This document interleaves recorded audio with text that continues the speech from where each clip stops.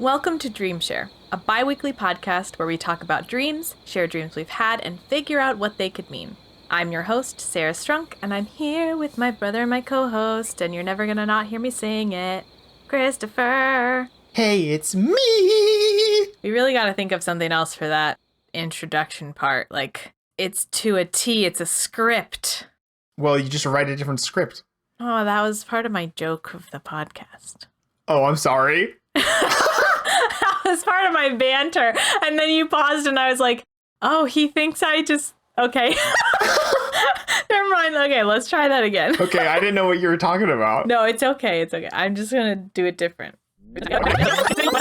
And I'm here with my brother and my co-host, and you're never going to not hear me saying it, Christopher. Hey, it's me! So for the past a little less than a month, we have been doing our own scientific research study of tracking our sleep.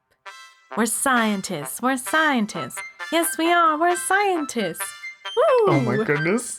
So basically, what Christopher and I did is we took a little less than a month to track our sleep, and we've compiled that data to share with you. But first, we're going to go over kind of the process of how we each tracked our sleep, because they were different. In sleep studies, doctors can track people's sleep using an electroencephalogram, which basically detects brain activities. It's all the wires that are attached to your forehead and your face. There are also machines that can track eye movement and muscle activity. And we don't have any of those. We do not have any of those. So Christopher and I each used a different method to track our sleep. I used a Fitbit on my wrist.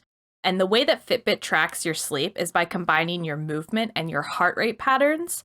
So I thought it was a pretty good estimate because I could remember waking up at like 3:30 and then 5:30. And then on my little sleep tracker chart thing that Fitbit gave me, it would say like around this time you woke up.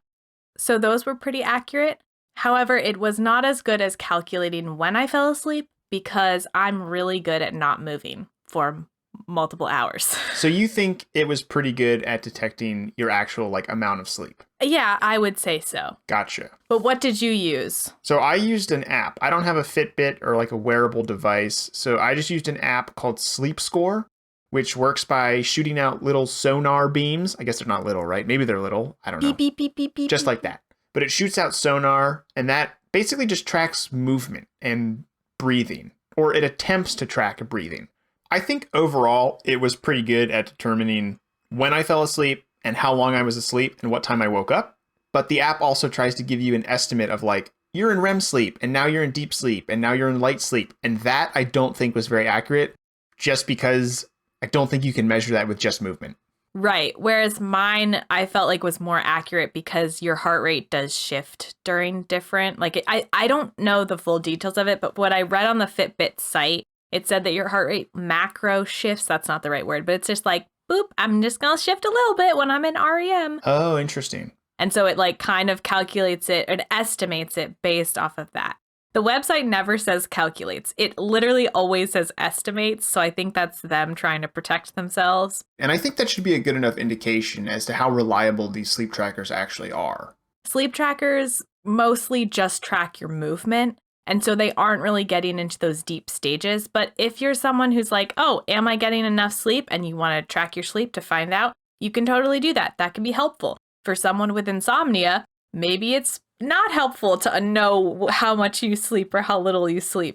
But anyway, it's interesting and we wanted to try. So with that said, Christopher, do you want to go ahead and share your sleeping facts? Oh, thank you, Sarah. Yes. So let's just go ahead and pretend that it's fairly accurate for this. Yes, scientists pretend. So I have a lot of trouble sleeping. And it doesn't seem to matter how much sleep I get, I always wake up feeling like doo-doo. So before I started tracking my sleep, I slept for about 8 to 11 hours each night. I would fall asleep sometime around 2 or 3 a.m., and I would wake up sometime between 11 a.m. and 2 p.m. So that is at least 8 hours of sleep. I would guess that on average, it was closer to 9 or 10 hours of sleep each night. Except that's not true.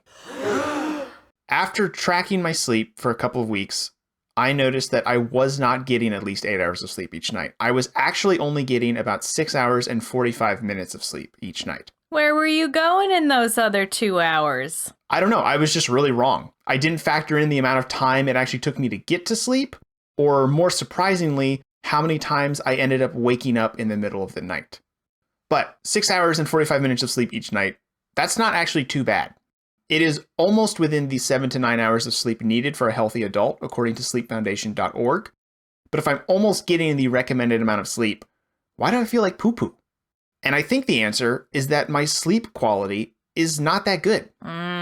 You get a C-. I'm going to get less than that, Sarah. Oh, no.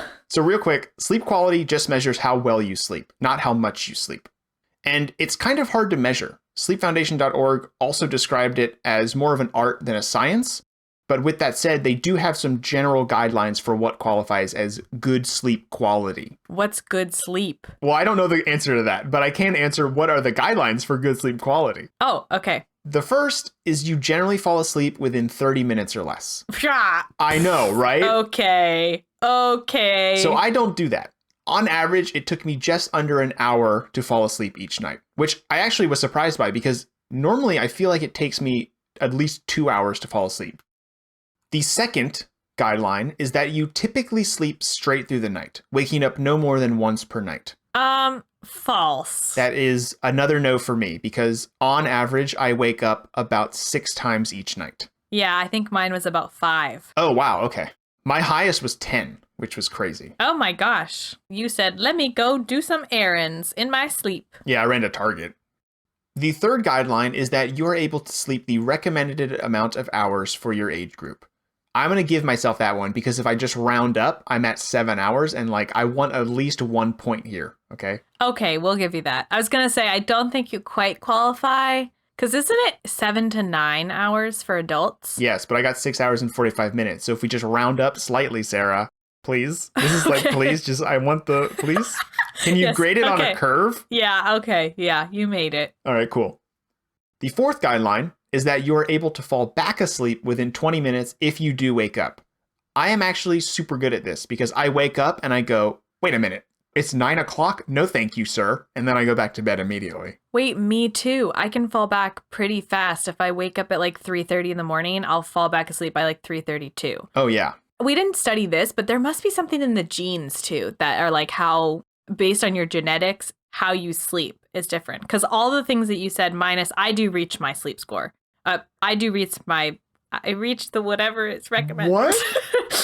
I reached the recommended amount of sleep. You get the recommended amount of sleep each night. Almost each night. Almost each night. Okay. Yeah, but everything else, I align with you. So actually funny you mentioned that because a lot of sleep does have to do with genetics. And I'm currently listening to an audiobook called Why We Sleep, and I'll talk about it in a future episode probably.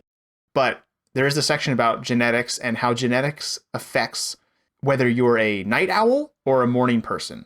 Oh, that's really interesting. I am a night owl. I am also a night owl. Oh, wow. Okay. Oh. Okay. The fifth and final guideline for good sleep quality is that you feel rested, restored, and energized upon waking up in the morning. Generally, when I wake up in the morning, I feel like I'm dying, so I'm not going to get this one either. Oh my gosh. Yeah, so I did not do too great on this sleep quality quiz. Okay. I got 2 out of 5. Oh, okay. Yeah, which is way worse than whatever you said earlier. I can't even remember. I can't remember what I said earlier either, so it's okay. I think you said 75%, but I got a 40%, so that's not good. So now we know that I have doo-doo sleep quality. But there's probably some reasons for the doo-doo sleep quality. Yeah. The first is that I just think I have a lot of trouble falling asleep normally. And as much as I don't want to admit it, it probably has to do with the fact that I'm using my computer or phone so late at night. I have started to change that. So now I put my phone down before I shower. And then after I shower, I read a book and then I try to go to bed. And I have been falling asleep faster, I think. I still wake up, feel like doo-doo though. I wonder how long it takes, though. How long does it take to change your sleep schedule successfully? Well, I've never done it, so at least 26 years. Okay. Another thing is that, I wake up a lot in the night. I woke up on average 6 times a night, right? Yeah. But is it actually me who's waking up? Am I the one waking up in the middle of the night? Or am I being woken up in the middle of the night? I don't know, by like a small, like 7-pound orange cat. His name rhymes with Schmincy. He likes to step on my head and burrow under the covers. Sometimes he spills water everywhere. He's also like ancient. He's ancient. Yeah, anyway, it's Quincy. Quincy wakes me up a lot. He steps on my head a lot. So I'm going to blame him for my sleep quality. I wonder, though, if that also like messed with your sleep charts, because if he was moving, it was like, well, you were awake from 4 to 5 a.m. and then he was just like having a rave on your bed, like partying time. Honestly, the most interesting thing I think I gleaned from this is that Quincy wakes up for good at around 7 a.m. to get ready for breakfast. He's a morning lad. He is, but then he sleeps after breakfast and then he wakes up for dinner and then he goes to sleep. So honestly, I wish I was him. He sounds like he has a great sleep schedule. I think Quincy does have a great sleep schedule. He's actually sleeping right now. Aw. This entire time, he's just been sleeping behind me. You bored him. Oh, no. No, I'm just kidding. Well, I also have my sleep data, so I'm just going to briefly run through mine. Overall, what is my average amount of sleep that I get per night? And the average was 8 hours and 18 minutes. What? Which is just a very beautiful sound. Can we trade? Yeah, let me give you that 15 minutes to use so you can hit the 7 mark. No, I want 2 hours. Well, I have to get 8 to 9. I used to be a terrible sleeper, and this is because in my Fitbit app, I wore it a lot in high school. Yeah. And looking back on that, my sleep was so sporadic. During the week, it was anywhere from 3 or 4 hours to 7 hours max. And then on the weekends, it was 10 plus hours. Oh my gosh. I was jerking my body around in high school. And then I think looking at my sleep data now, it's pretty consistent. I think the least amount of sleep I get per night, at least in the past 30 days, was like 6 hours and 15 minutes. So it's the most you're getting. Oh my goodness. And then the most I got was, I believe it was around 9 or 10. It wasn't 10, but it was like 9 hours and 9.5 or 9:45. But I have found over the almost 4 years since, I guess it has been 4 years since high school, that my sleep now, it is more of a priority for me to get 8 to 9 hours. Otherwise, I have a really hard time functioning. Just with anything. I mean, right now I have a really hard time functioning. Wow, proof. Oh my goodness. I have a really hard time functioning some days anyway, just because I think of the mental state that we're in the global panini. But when I get that good sleep, like it just helps push me through the day. So I try to prioritize that. But anyway, back to my current sleep data. What Fitbit does, which is kind of cool, is they give you a sleep score. So they basically give you a grade. And my average sleep score was 82 out of 100. So it was good. It wasn't excellent, but it was good. And I'll take it. But then they also break down what percent of your sleep was you awake. What was it? Light sleep, deep sleep, REM sleep. And so I looked at my 30-day average, which wasn't quite 30 days, but it was as close as I could get to that 30-day mark. And then I took that data and I compared it. Well, I didn't. Fitbit did the work. But Fitbit compared it to the average percent that women my age sleep. So the amount of time I was awake was 13%, and women range from 5 to 20%. So I was good on that. I was like middle class. I'm in the zone. Middle class. Not middle class, but like the middle range. My light sleep was 51%. So half of my nighttime is light sleep. That's interesting. Mine also records this, and it said the same thing, basically. About half of mine was in light sleep. Now, I don't, that's probably not super accurate, but for the sake of this, mine was about half as well. Well, Fitbit could also be like, oh, we'll just skew the little percentages based on what we guess. But I mean, I don't know how the science works. We're not real scientists.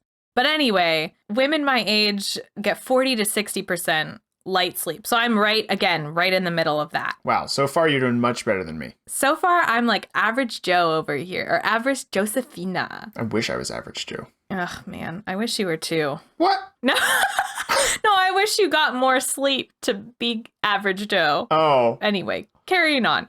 The thing that I was lacking was deep sleep. The lowest percentage is 12% and the highest percentage is 23%, and I came in at 14%. So it's pretty low compared to other women my age. However, here's the kicker. Oh. I got very high on the REM sleep, which thank goodness, because I host a dream podcast. Oh my God. So the average range for women my age in REM sleep is 15 to 25%, and I'm at 23%, baby. Wow. Right above everybody else. Woo! I looked at my deep sleep and I was like, oh my God, what if my REM is like below average? Like, I wouldn't be qualified. I mean, I'm not qualified anyway, but I really wouldn't be qualified. Mine was below average. My average REM sleep each night was about an hour and a half. I think the average is about 2 hours, but maybe because I'm not sleeping a full 8 hours, maybe that actually works out. I think if they're doing it by percentages, then that should. Let me look though. So last night, I got 8 hours and 30 minutes. I'm gonna brag about it. But it says I was in REM for 2 hours and 12 minutes. Oh my gosh. Yeah. No wonder you have 800,000 dreams written down in a notebook that you won't share with anybody and I'm not sure exists. Moving on. But anyway, it's crazy. So I just want to say I'm very proud of my sleep consciousness for going from that jerking myself around in high school from like 3 to 7 hours a night to 10 hours on the weekends to now where I get like a pretty consistent. I don't know. Does this mean I'm growing up? I don't know. No, you have to do your taxes first. Ah! Well, I'm glad one of us is proud of our sleep selves here. But hey, listen. Okay, so here's the deal. When I started researching facts for this section, Yeah. I was just like typing in. I was like, oh, maybe I could look up like women my age, what their ranges are. Right. So I typed in Google women and dreams. And I got an article about why women give up on their dreams. Oh my God. So I said, that's not really what I want right now. But then I was like, oh my gosh, I am a prophet, because I then Googled how to sleep better. So these tips, without even knowing what you were going to say about your sleep, these tips are for you. Oh my goodness. And then I can put them into practice and I'll let you know how they work at the next episode. Amazing. Okay, so here are the tips. The first one was to set a sleep schedule. The second one was to exercise during the day, to not take afternoon naps, and then a couple other things like the screen time right before bed, those things. Okay. Now, see, I read those, though, and I said, those are dumb. I don't like those. Those are stupid. Okay. So I came up with my own sleep tips. Wow. That are super scientifical because they're coming from my mouth. Number one, the thing that I have found, and you kind of already mentioned this too, is how long it takes to fall asleep. The average person, in quotation marks, takes like 30 minutes. Yeah. This doesn't work for us. So I have found that I will start winding down an hour or so, probably up to 3 hours before I want to fall asleep. So I'll like take a shower, I'll watch some videos, and then I'll read a book, or I'll just stare into space. Get a little sleepy, put my phone down. Like, just get in the mindset of like, okay, we're calming down, we're cooling down, we're not going to do anything exciting and stuff like that. And then number two, once you get a little cozy, once you get a little sleepy and you feel that coming on, you got to put your phone down, because your phone will keep you awake. And some nights this works for me. And some nights I skip this stage and I just watch more YouTube videos, because it's very easy to get into holes. That's true. But lately, this is what I've been doing to combat that. Is I've been putting on a podcast for 30 minutes. So I'm not looking at the screen, but I'm still listening to information. And so then I can just kind of like adjust my eyes to the dark and kind of get in that sleep zone without keeping my eyes awake. Also, my brain, if it hears a podcast, it's not going to fall asleep to it because it wants to hear what the people have to say.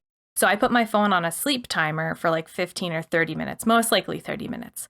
And then I just let that kind of lull me to sleep. Or I turn my podcast off and then I put on some little sleep music. So it's like little crickets, little waves, a little radio air conditioner noise, like whatever you want. Just as long as they're little. Yeah. It's like a calm, like white noise machine. But there's an app, and this is not a plug for the app, and I actually don't know what it's called. I can get the name of it. But it's like you can be your own sleep DJ. So you can put in like 30% crickets and then like 20% waterfall and 50% rain. And maybe you like car horns. So you put like 10% car horns. Anyway, it's a great app. What's it called? It's called Relax Melodies. But basically you can put anything. So if I'm really having trouble to sleep and like I just need my brain to go shh, I'll put on those little noises. So be your own sleep DJ. Do what you gotta do. But those are just my tips for falling asleep. I don't know how to make your sleep better once you fall asleep, but I guess I should have said that at the beginning. This is just to help you fall asleep. Well, I appreciate it, Sarah. Dr. Sarah. Yes, Dr. Strunk here. Thank you, Dr. Strunk. Thank you, Dr. Strunk.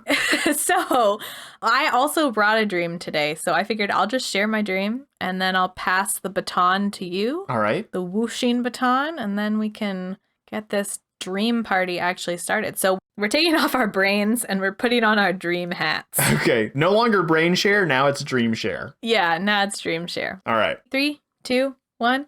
Whoosh. I was on a spaceship, and the leader of North Korea was there. Me and a couple people were visiting his country, which was on the spaceship, and we were taking a tour. I was very curious, and I wanted to look around the spaceship, the country of North Korea, but I wasn't allowed to explore for fear of execution. I really didn't want to get in trouble. They took us to this big athletic training center where we watched the North Korean athletes training for the Olympics. And then I snuck into the leader's office and I saw some of his stuff. It was very much unlike the rest of the spaceship, and it looked like my grandpa's wooden cabin / garage. It was not scientific-y, it wasn't sci-fi-y, it was not clean and sterile. It was like a wood cabin with a bunch of flannel blankets around. Then I looked in the corner and there was this red retro fridge, and I thought it was weird since they didn't have electricity on the spaceship of North Korea, and there was also no food anywhere. At the end of the tour, me and this other man hijacked the spaceship. We turned the control system against itself, and then we escaped from one of the escape pods. We shot out of the spaceship and then we were headed back towards Earth. We landed in this big swimming pool. And as our pods opened, I started swimming towards the shore, towards the land that I could see. And I realized we were shooting a movie and there were cameras everywhere, and the big pool that we landed in was just like a movie pool that was the size of a normal pool. I looked up into the sky, and then we saw the spaceship explode. Oh my god, all those people were on that spaceship. We wrapped the movie, and it was a very emotional final take. Well, yeah, it had to be the final take because you just killed everybody on the spaceship. But it was a movie. You destroyed an entire country for a movie? Oh my god. No, see, I don't know if it was that or if it was like, oh, just kidding, guys. Don't worry. Like, those people are fine. Like, we're just filming a movie. They're actors. Well, they were actors. I'm very conflicted in what this dream means. Was this recent? Yeah. Oh, that makes sense, because like a couple weeks ago, you were like, Christopher, I've been watching a lot of North Korean videos. Okay, hear me out. Listen, I watched a TED Talk about a North Korean defector. Yeah. And it was really interesting. And then I got into the YouTube hole of like watching vlogs of people who take tours to Pyongyang and like what they see. And like, it's a really beautiful city in their vlogs because they only show you what they want you to see. Right. And then I got into another hole reading about the country itself. But anyway, I've been in a hole of North Korea lately, so it makes sense that the leader and the country were on a spaceship in my dream. Not that they were on a spaceship, but that they were in my dream. And the spaceship didn't have electricity. Yes, because if you look at a satellite map of North Korea with surrounding South Korea and China, there's literally no electricity besides in Pyongyang. Right, but the spaceship had no electricity. Yes, the spaceship. I don't know what the spaceship ran off of. Okay. Yeah, I even went into the electrical systems because that's how me and this other guy rewired the ship to go against itself. And there was no electricity, though. I don't. Or maybe they were like, we don't want you to think there's electricity, but there is electricity because there was a fridge. So maybe just the leader got the electricity. But I do think it was a spaceship because when I looked up spaceship on Dream Dictionary, it was like, oh, a spiritual journey. And I was like, I don't think I would go on a spiritual journey to North Korea. Right. It's almost like a different world. Right. Yes, exactly. And I also think there is a sort of isolation in space. Oh, yes. If you're on a spaceship, you can't get back to Earth easily. You probably don't have as many other people on it with you. So I think there's an element of isolation that comes with space and spaceships. Right. And I've never been to North Korea, and I don't watch a lot of videos about North Korea, but it does seem like that, right? Because it's a very isolated country. Right. So yeah, I guess that makes sense that it's a spaceship that you then blew up. Whoa, whoa, whoa. I don't want the government coming for me. Well, Sarah, I have a dream related to Japan that I will maybe share with you. Maybe. Maybe. Well, this has been DreamShare, and thank you so much for listening. I'll share it. Okay. All right, you ready to whoosh? Yeah, I was born ready. Oh my God. 3, 2, 1, whoosh. Whoosh. Imagine me drinking a pina colada. I had finally moved to Japan. And I lived pretty close to the water. It's a very tropical environment. But there were also some mountains on the left side. There was some rice in between my apartment and the ocean. And there was a small road lined with houses on the right. So this is all from the perspective of me in an apartment looking out my window. I started taking some photos. And I was like, oh, I should send these to my family. But then I had a panic attack. Oh my God. Oh my God. Oh my God. Oh my God. Oh my God. Oh my God. Oh my God. Oh my God. I literally just moved across the world. But then I had another thought. Oh, a panorama would look really cool here. As I was taking the panorama, I saw some people parachuting off a mountain to the left. And I was like, oh, I gotta get them in the panorama. My mom's gonna like this. But as they got closer, they started to move faster. So I whip panned the camera, and then the panorama got all messed up. And I was like, I moved across the world for this panorama? Great. They landed in front of my window. And we're like, oh, hey. Then one of them climbed through my window into my apartment, started to walk around, just touching everything, looking at stuff. Their parachute's still attached, by the way. Oh, I like your vase. Oopsies. And I was like, oh, could you go outside? Because there's a COVID in here right now. And she's like, oh yeah, okay, I'll go right out. So we left the apartment. Then we just went out into the field and started talking, and we became friends and stuff. And that's it. It's just pretty anticlimactic, but I just thought it made me feel nice. Aw. Hey, for all your doo-doo sleep, to have a nice dream where you wake up and you go, wow, that was really nice. That's a big achievement. Yeah. Well, this was a couple months ago, so... Oh. Yeah. I haven't been dreaming too much lately. But it was basically just a dream about making friends. Oh, that's so sweet and wholesome. I also like how you thought about mom. Your mom's name is Pam. Yeah, it's because it's a panorama. Panorama. Well, that's because when she discovered you could make panoramas, that was all she did. She was like, oh, I'm going to take a panorama. And I'm like, you can just take a normal photo. She's like, panorama. I also like that the parachute person was just like, hey. And then there's bum, bum, bum, bum, bum.